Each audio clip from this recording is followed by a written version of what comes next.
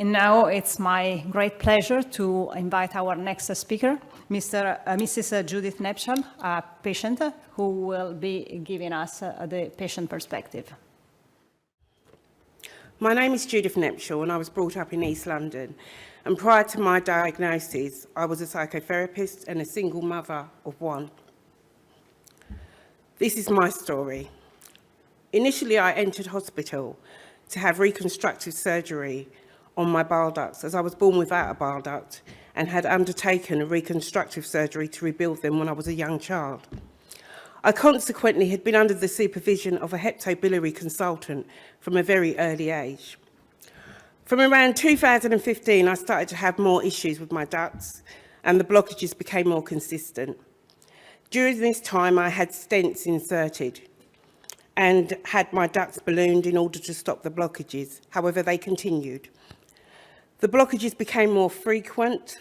I started to lose weight. I consistently complained of fatigue and weight loss to my GP and consultant. I had numerous scans, all of which appeared to show nothing. In desperation, in January 2018, I broke down in a consultation with my consultant. I couldn't go on with the constant fatigue, stomach pains, and weight loss. It was decided that he would carry out surgery to reconstruct my ducts. At no point was cancer ever mentioned. However, it should have been. In July 2018, I came out of the reconstructive surgery to be told that it had been a difficult surgery due to them finding cancer. The cancer was terminal. Due to the way the cancer was positioned around my bile duct, I would probably not live past the year. I was told to go home and to spend what time I had with loved ones. I had a cholangiocarcinoma, and survival was not an option. What did that even mean? I was about to find out, and what I discovered changed my life forever. I realised that issues such as race, ethnicity, and socio-economic disparities, specifically in primary care, are associated with worse cancer outcomes. The symptoms I referred to above, I now know are all symptoms of cholangiocarcinoma. However, neither my GP or my consultant realised this, even though people who have colorectal cysts, such as me, have a predisposition to cancer and apparently do not live to an old age. I was never told any of this, and I still do not understand why not. So do we need to continue to raise awareness? Absolutely. The above is not something that only happens to people of colour, it happens to everyone. Many patients do not feel included in their care plans.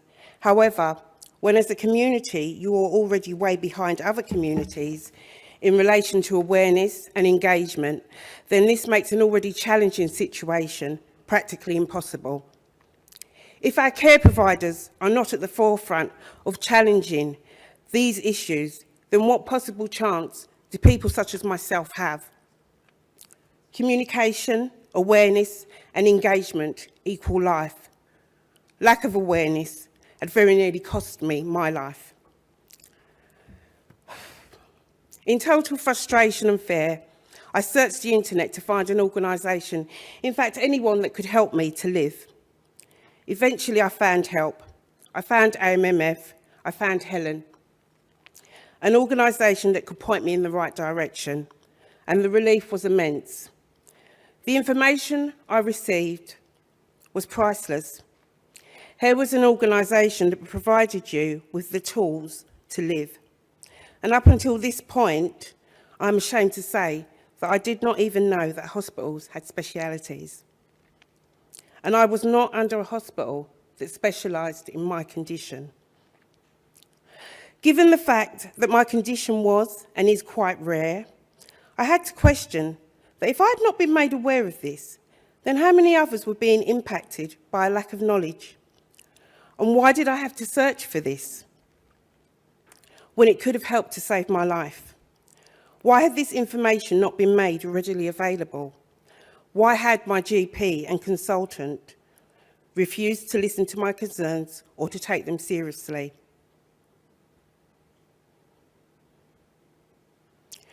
Were there issues in relation to stereotypes, a lack of cultural awareness? Had the dynamics of power and privilege come into play subconsciously? And did my ethnicity play a part in this? All of these questions flooded my mind, and as uncomfortable a narrative as it may be, I had to have the conversation with myself. I had to understand what was happening and how this had happened. AMMF were my advocates. Through them, I was able to contact a consultant who understood my case. He then contacted me and gave me the name of 2 consultants who did specialise in conditions such as the one that I have. And I then contacted Dr. Wadsworth, thank you, who was amazing. He then forwarded me on to his team with Dr. Wassan, who is also amazing, and nominated me for a clinical trial using immunotherapy. I believe that there are 2 reasons that I stand here today: God and knowledge. Why my life was on the line was I not told about the trial? Whose job was that? Was it mine while I was fighting to live? Clinical trials were another anathema to me, and I had to question, if they were to me, then how many within my community were dying as a result of lack of knowledge? And again, we come back to the same point: awareness, engagement, and inclusivity, all of which I do not believe are being promoted effectively enough within my community. I also realised that there is no legislation to ensure that people of colour have to be included in clinical trials, all of which had a huge part to play in my journey. We all know that patients are diverse and clinical trials should appropriately represent the wider population. Currently, this is achieved through raising awareness and encouraging and supporting research teams to take equality and diversity into consideration when designing studies. However, this is not working effectively enough. And how do I know, you may ask? I know because all of the above has and was and is integral to my journey and has impacted my fight to live. It was suggested that more research is needed into why participants in early phase studies are not as diverse as needed. However, those of us within marginalised community are very aware of the reasons for non-engagement and are very aware of the interventions required, which would then inform the intervention needed and legislation that would be introduced if non-legislative guidance means continue to not work. We are unashamedly a grassroots organisation, and we strongly believe that there not only needs to be a ripple down effect, but a ripple up effect, and hopefully they will meet in the middle. However, you are the very people who hold my life and many others in the palm of your hands, and your engagement will literally determine who lives and who dies.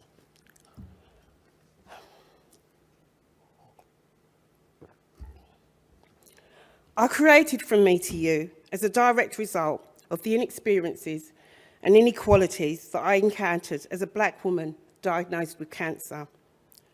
From me to you is a London-based organisation whose core focus is to support people living with cancer from within the UK's Black community.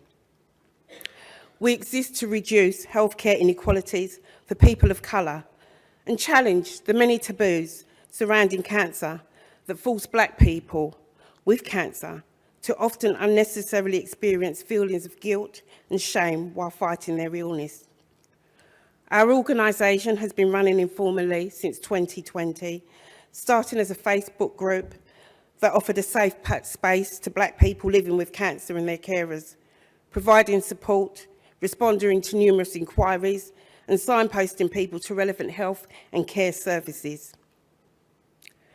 Having progressed, we now run a fortnightly online peer support group that offers one-to-one support. assisting our members to make their voices heard, and accessing the quality healthcare services and clinical trials that they are entitled to and deserve. Using the expertise and experience within the group, we frequently find ourselves, upon request, researching alternative treatments that may be available to our members. People have expressed finding this support empowering and enabled them to have informed discussions with their physicians and consultants. I formally registered from Me to You, The Art of Survival, as a community interest company with Companies House. And we are now seeking to become a registered charity due to our growth after being set up as a pilot modelled by experts by experience that supplements our support group meetings. Our FM2U journey partners are essentially a small team of people who have a lived experience or have cared for someone living with cancer. This role is a critical element of the project, and our FM2U journey partners will not only provide empathy to our members, but also help to improve communication between healthcare providers and patients, and to encourage participation. In addition, we will provide relevant information about clinical trials, palliative and end-of-life care to enhance, which is often lacking due to misunderstanding or negative perceptions held about such services within our community. Most importantly, we will support our members to reflect on the information that they receive about their healthcare and accompany members to medical appointments where appropriate or necessary, providing the support that each individual member that accesses the service expresses that they need. Thank you. Our aims are as above, but most importantly, to collaborate with organisations such as yourselves, because at present, we do not feel seen and we are not heard. I have so many questions in relation to my diagnosis and so many questions in relation to research. And I cannot help but to ask the question, if my lack of engagement in relation to awareness is what nearly costs me my life, and I know it has through my lived experience, then I must ask another uncomfortable question. How much will my lack of engagement in relation to research, could it cost me my life? Could that be the price for my non-engagement? We are striving for care that is person-centred, but how can it be if I or people who look like me are not included in the conversation? If I had not challenged and researched my diagnosis, I truly do not believe that I would be alive today. I learned the hard way that even in relation to our medical health, we have to take control. We sometimes have to challenge perceptions, even our own at times, in order to live. Awareness, knowledge, and research can mean everything, but the medical system can be a maze at times, and sometimes we require help to navigate the system, and peers who truly understand the issues, as well as to be included in the conversation of surviving cancer. And that is why, from Me to You, The Art of Survival was birthed. We give to you our shared experience of living with cancer in the hope that you will not only share, but include us in the conversation of life and allow us all to live. Is that too much to ask? Thank you.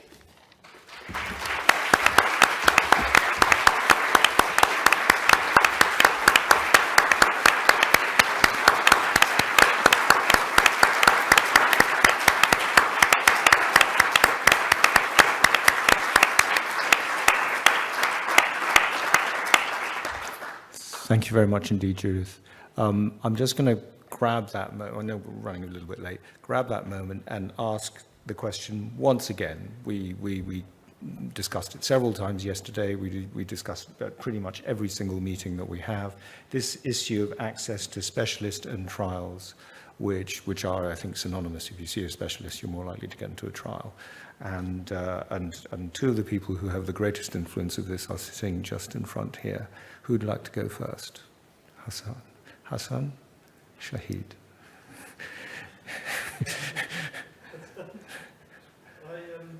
Machine, please. Yeah. I don't think I have any powers in terms of access to trials nationally. I think it does need an effort from organisations like Cholangio UK and AMMF. And I think on the back of this data project and Hassan's work on centres of expertise, which he'll talk about later, I think it's something that we do need to insist on. And that's why I said pemigatinib approval was a real game changer, because now we have a nice approved treatment based on molecular profiling. So it is about engaging now.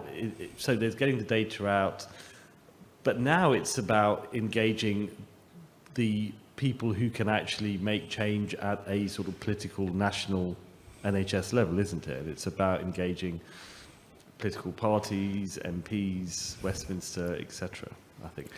But you have just led the BSG guideline that says that all patients ideally should be discussed in a centre MDT. Yes. What's the next step? Well, it has to be published. So so the national guidelines, of which there are several co-authors in the room, are being peer reviewed. But assuming they are published in the format they are in, yeah, we have to push for that. We have to. We now have expert guidance that is what it should be. We've got data showing that there is inequality to care, regional, socio-economic. So we have to turn that into actual political change on the ground. I don't know the simplest way to do that, but it'll be a big team effort. Hassan?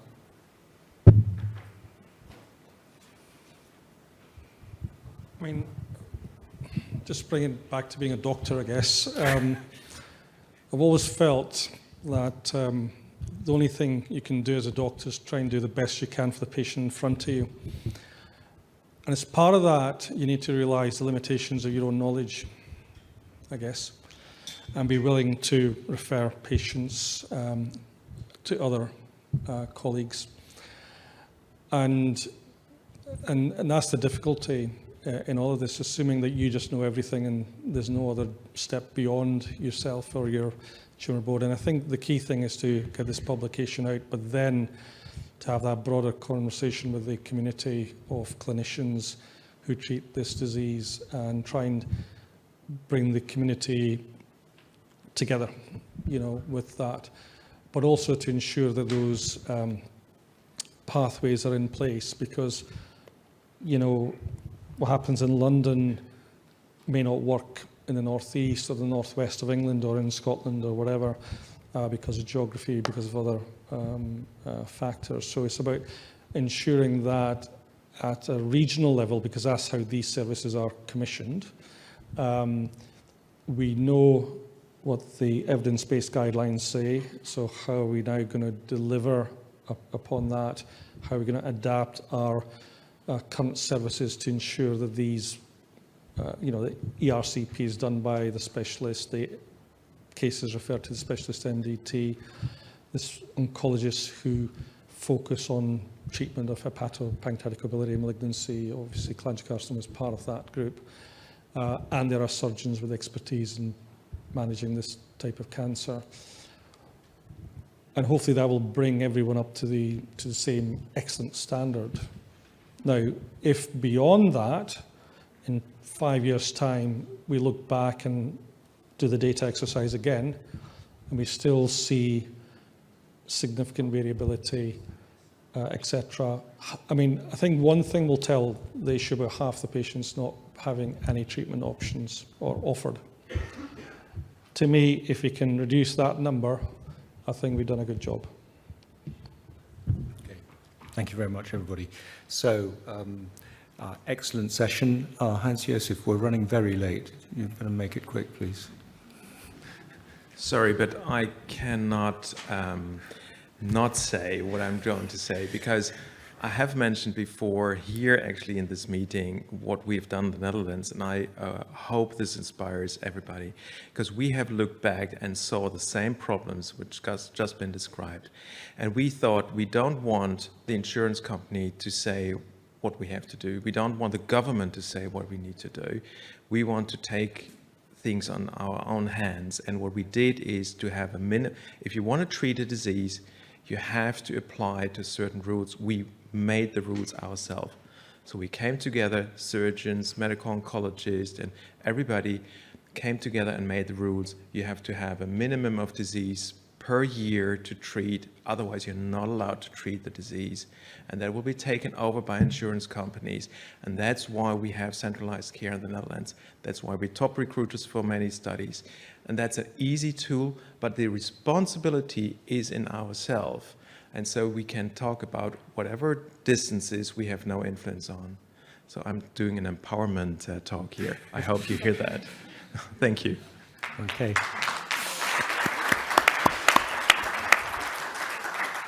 So, great start to the day. We're running late. 15 minutes for coffee, please, and we're straight back in for the next session. Thank you very much.